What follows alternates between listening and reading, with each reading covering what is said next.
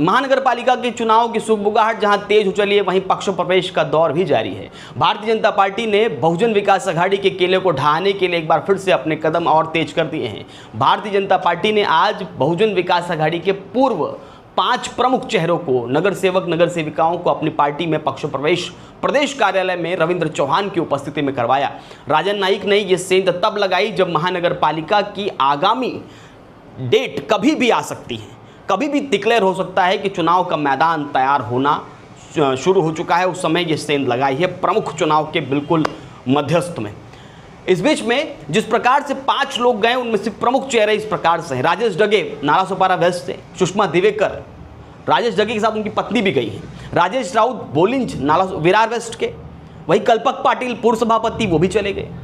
एक नाम और माया चौधरी, इनका कहा जा रहा था कि बहुत पहले से ही ये जानी मानी थी, लेकिन अब इनका भी नाम सामने प्रमुख रूप से आ गया और इनको भी पक्ष प्रवेश करा लिया गया है। इस तरह के 5 प्रमुख चेहरे अब बहुजन विकास अघाड़ी को टाटा बाय बाय कहकर भारतीय जनता पार्टी में शामिल हो गए।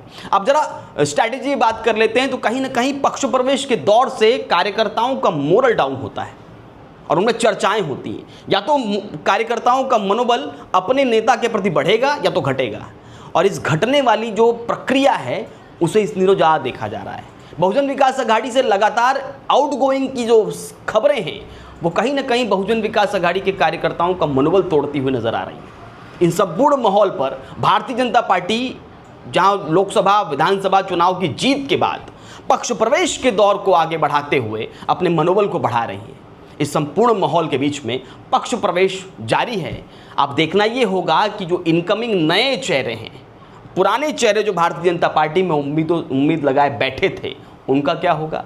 नए चेहरे आने के बाद जितने आए हैं उन सभी को टिकट मिलेगी, या महज आश्वासन के आधार पर पक्ष प्रवेश करा लिया गया और स्ट्रैटेजी के आधार पर भविष्य में आकर ये देखा जाएगा, देंगे भविष्य में कुछ और देंगे, ये बातें होंगी। या ये देखने वाली बात ये भी होगी कि जो चेहरे गए हैं ये आगे कितनी ऊर्जा के तरीके से काम करते हैं, आने वाले समय भारतीय जनता पार्टी को क्या कुछ फायदा करते हैं।